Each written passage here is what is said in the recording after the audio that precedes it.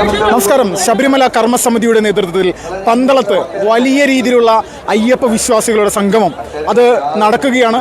വലിയ തരത്തിൽ തന്നെ കാവിക്കടലായിരിക്കുകയാണ് പന്തളം എന്ന് പറയുന്ന നമ്മുടെ അയ്യപ്പ സ്വാമിയുടെ പുണ്യഭൂമി. ഇവിടെ വന്നിരിക്കുന്ന സാധാരണക്കാരായിട്ടുള്ള അയ്യപ്പ വിശ്വാസികളോട് തന്നെ നമ്മൾക്ക് ചോദിച്ച് മനസ്സിലാക്കാം എങ്ങനെയുണ്ട്, അല്ലെങ്കിൽ പിണറായി വിജയൻ എന്ന് പറയുന്ന മുഖ്യമന്ത്രിയുടെ നേതൃത്വത്തിൽ ശബരിമലയെ അവഹേളിക്കുന്ന തരത്തിലേക്കുള്ള ഒരു പരിപാടിയാണ് കഴിഞ്ഞ ദിവസം നടന്നതെന്നതിൽ സംശയമില്ല. അത് നമ്മൾക്ക് യഥാർത്ഥത്തിൽ ഇവിടുത്തെ ഭക്തന്മാരോട് തന്നെ ചോദിച്ച് മനസ്സിലാക്കാം. ചേട്ടാ നമസ്കാരം. നമസ്കാരം. ചേട്ടാ പേരെന്നായിരുന്നു? രാജേഷ്. ചേട്ടാ, ഇപ്പോൾ പിണറായി വിജയന്റെ നേതൃത്വത്തിൽ ഒരു അയ്യപ്പ സ്വാമിയോട് ഇത്രയും കാലം ഇവർ കാണിച്ച അവഹേളനം അതിനെ തിരുത്തുന്ന രീതിയിലേക്ക് എന്നുള്ള രീതിയിലേക്കാണ് അവരിങ്ങനെ ഒരു പരിപാടി സംഘടിപ്പിച്ചത്. എന്താണ് ഈ ഒരു സമയത്ത് പറയാനുള്ളത്? ശബരിമലയെ സംബന്ധിച്ച് നമ്മൾ വർഷങ്ങളായി നൊയമ്പ് നോറ്റ് ഓരോരുത്തരും അയ്യപ്പസ്വാമിയെ കാണാൻ പോകുന്നു. ഈ ശബരിമലയെ തകർക്കാൻ ഒരു വിശ്വാസവുമില്ലാത്ത ഒരു സർക്കാരാണ് ഇന്നിവിടെ നിലവിലുള്ളത്. ശബരിമലയെ തകർക്കാനായിട്ട് ഇവർ പലതവണയായിട്ട് പല ആസൂത്രണങ്ങൾ നടത്തിയിരുന്നു. ഈ സുപ്രീം കോടതി വിധി എന്ന പേരിൽ ഇവർ ആ സ്ത്രീ പ്രവേശനം, അതായത് നമ്മൾ ആചാര ലംഘനത്തിന് വേണ്ടിയിട്ട് സ്ത്രീകളെ കയറ്റാൻ ഈ സർക്കാരിൻ്റെ അടിസ്ഥാനത്തിൽ, സർക്കാരിൻ്റെ നേതൃത്വത്തിൽ തന്നെയാണ് ഇവിടെ എല്ലാവിധ പോലീസുകാരുടെ സഹായത്തോടുകൂടി 2 വനിതകളെ അവിടെ കയറ്റിയത്. ഇത് നമ്മുടെ വിശ്വാസികൾ എന്ന നിലയിൽ അവരുടെ ഉള്ളിൽ മുറിവേൽപ്പിക്കുന്ന രീതിയിലുള്ള ഒരു സംഭവമാണ് ഇവരിവിടെ നടത്തിയത്.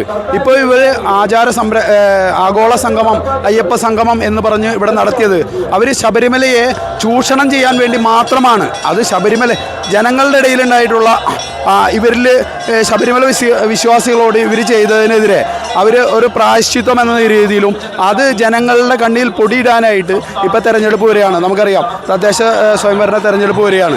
ഈ സമയത്ത് അവരുടെ കണ്ണിൽ, ജനങ്ങളുടെ കണ്ണിൽ വിശ്വാസികളാണെന്ന് പൊടിയിടുന്നതോടൊപ്പം ശബരിമലയെ ചൂഷണം ചെയ്ത് അതിൽ നിന്ന് അവർ ചെയ്യുന്നതെല്ലാം കള്ളത്തരമാണ്. ഇപ്പോൾ തന്നെ നമുക്കറിയാം, അവിടെ പല വിഗ്രഹങ്ങളും ശരിയാക്കാൻ എന്ന നിലയിൽ കൊണ്ടുപോയിട്ട് അതിന് തൂക്കക്കുറവ്, അല്ലെങ്കിൽ അത് ഒരു കമ്മിറ്റിയുടെ നേതൃത്വത്തിലുള്ള രീതിയിലല്ല അവരതൊന്നും നടപ്പാക്കിയത്.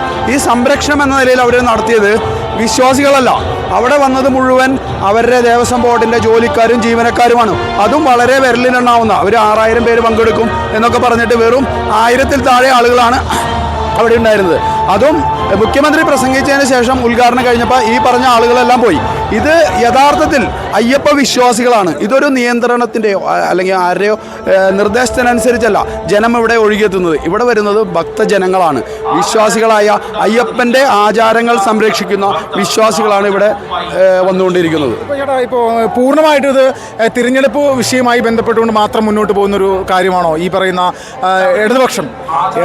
വളരെ നമുക്കെല്ലാവർക്കും വ്യക്തമായി അറിയാം, ഇത് തെരഞ്ഞെടുപ്പ് സമയത്ത് ഇവിടുത്തെ ഹിന്ദു വിശ്വാസികൾ അല്ലെങ്കിൽ അയ്യപ്പ വിശ്വാസികളുടെ കണ്ണിൽ പൊടിയിടാൻ വേണ്ടി മാത്രം നടപ്പാക്കിയതാണ് ആഗോള അയ്യപ്പ സംഗമം എന്ന് പറഞ്ഞ് നടത്തിയത്. ഒരു സംശയവുമില്ല.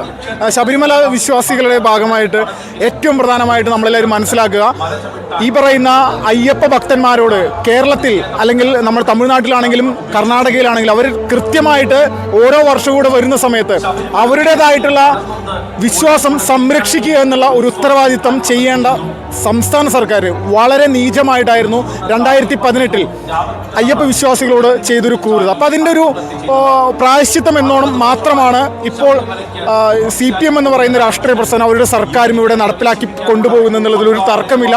ഇവിടുത്തെ സാധാരണക്കാരായിട്ടുള്ള അയ്യപ്പ ഭക്തരുടെ പ്രതികരണം കേൾക്കുന്ന സമയത്ത് നമുക്ക് മനസ്സിലാക്കാൻ സാധിക്കും. അതിൻ്റെ ഒരു ഭാഗം തന്നെയാണ് വലിയ രീതിയിലുള്ള ഒരു ജനപ്രവാഹം, അയ്യപ്പ ഭക്തന്മാരുടെ ഒരു പ്രവാഹം തന്നെയാണ് പന്തളത്തുണ്ടായിട്ടുള്ളത്, അല്ലെങ്കിൽ ഉണ്ടായിക്കൊണ്ടിരിക്കുന്നത്. 1% പോലും തർക്കമില്ലാത്ത കാര്യമാണെന്നതിൽ നമുക്ക് നിസ്സംശയം പറയാം.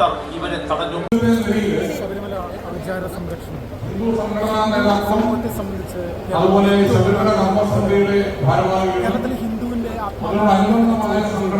പ്രധാനപ്പെട്ട ഒരു വിഷയം ഭാരവാഹികളും നേതാക്കളുമായിരിക്കേണ്ടത് ബാക്കിയുള്ളത് ലൈനിലേക്ക് മാറേണ്ടതാണ്. സമൂഹത്തിലെ സന്യാസിവര്യന്മാർ വേദിയിലാണ് അവർക്ക് സ്ഥാനം നിർവഹിച്ചിട്ടുള്ളത്. ദേവസ്വം ബോർഡിൻ്റെയും സർക്കാരിൻ്റെയും നേതൃത്വത്തിൽ വലിയ രീതിയിൽ തന്നെ ഒരു പരിപാടി സംഘടിപ്പിക്കാൻ അവർ ശ്രമിച്ചു. അയ്യപ്പൻ്റെ പേര് പറഞ്ഞുകൊണ്ട് ഇവിടുത്തെ ഹിന്ദു സമൂഹത്തെ ഒരിക്കൽ കൂടി വഞ്ചിക്കുക എന്നുള്ള ലക്ഷ്യത്തോടും യഥാർത്ഥത്തിൽ നിലപാടും അതോടൊപ്പം തന്നെ അവരുടെ പരിപാടി ശബരിമല അയ്യപ്പ സംരക്ഷണ സമൂഹത്തിന് സമർപ്പിക്കുന്ന ഒരു മറുപടി എന്ന് ഭക്തി സന്ദേശമാണ് നമ്മുടെ വേദിയിൽ നടന്നു വരുന്നത്. പന്തളം ചിപ്പി ശ്രീരാധയും നയിക്കുന്ന നാമജപലഹരി വിശ്വാസികളുടെ ഏറ്റവും വലിയ ചിപ്പി ശ്രീരാധയൻ നയിക്കുന്ന നാമജപ ലഹരി ടീം ഹരിപ്പാട് ശ്രീരാധയൻ ഭജത്തിന് ശബരിമല കർമ്മസമിതിയുടെ പേരിലുള്ള നന്ദി അറിയിക്കുകയാണ്.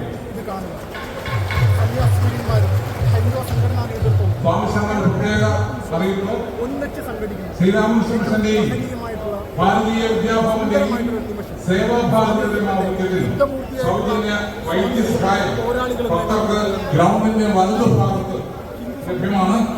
ആവശ്യക്കാർ ഈ സേവനം ഉപയോഗപ്പെടുത്തണം എന്ന അഭ്യർത്ഥന. പൂർണ്ണമായിട്ടും ചോദ്യം ചെയ്ത കമ്മ്യൂണിസ്റ്റ് ഭീകര സർക്കാരിൻ്റെ ഒരു കൊടും തീവ്രമായിട്ടുള്ള നിലപാടായിരുന്നു യഥാർത്ഥത്തിൽ അയ്യപ്പ വിശ്വാസികൾക്കെതിരെ അന്ന് എടുത്ത ആ ഒരു തീരുമാനം.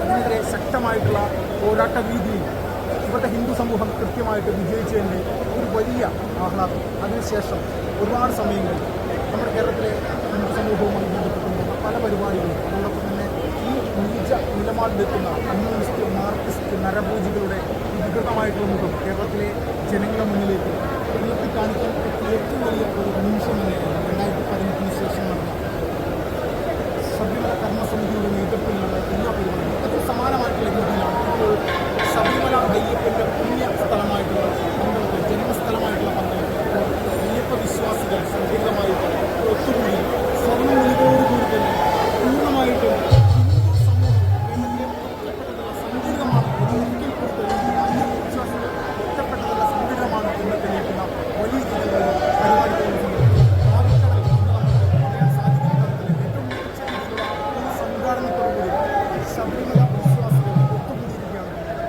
നമ്മളെ സംബന്ധിച്ച് കേരളത്തിലെ വിശ്വാസികളെ സംബന്ധിച്ച് നമുക്കറിയാം കഴിഞ്ഞ ഒരുപാട് വർഷങ്ങളായി 2016 മുതൽക്ക് തന്നെ കേരളത്തിലെ നിരവധി ക്ഷേത്രങ്ങൾ ദേവസ്വം ബോർഡിൻ്റെ അധീനതയിലേക്ക് കൊണ്ടുവരാൻ വേണ്ടി ഒരുപാട് ശ്രമങ്ങൾ നടത്തിയിരുന്നു. ഗുരുവായൂർ പാർത്ഥസാരഥി ക്ഷേത്രങ്ങൾക്കും കണ്ണൂരിലെ മഹാദേവ ക്ഷേത്രങ്ങളടക്കം പല ക്ഷേത്രങ്ങളും ദേവസ്വം ബോർഡിൻ്റെ അധികാരങ്ങൾ പിടിച്ചെടുക്കുന്നതിനായിട്ട് ഒരുപാട് ശ്രമങ്ങൾ നടത്തി പിടിച്ചെടുക്കുകയും ചെയ്തിരുന്നു. പക്ഷേ നിരന്തരമായിട്ട് ഇന്ത്യയിലെ പോരാട്ടം നേരിട്ടത് കേരളത്തിൻ്റെ ഓരോ നിമിഷവും ഉയർത്തി കാണിച്ചതിൻ്റെ പേരിൽ മാത്രമാണ് യഥാർത്ഥത്തിൽ ഇതുപോലെയൊരു ഈ ബാരിക്കേഡിന്റെ പിറകിലായിട്ട് നിൽക്കുന്ന അയ്യപ്പ ഭക്തന്മാര് നമ്മുടെ വിശിഷ്ട അതിഥികൾ കടന്നു വരുമ്പോൾ അവർക്ക് കടന്നു വരുവാനുള്ള വഴി ഒരുക്കി കൊടുക്കേണ്ടതാണ്.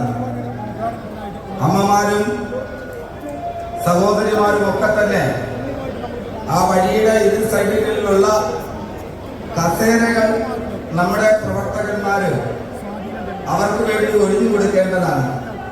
സാമിയേ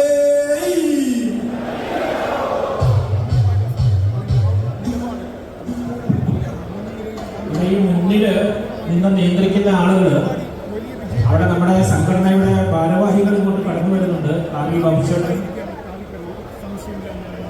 അങ്ങനെ പലരും കടന്നു വരുന്നുണ്ട്. അവിടെ ഈ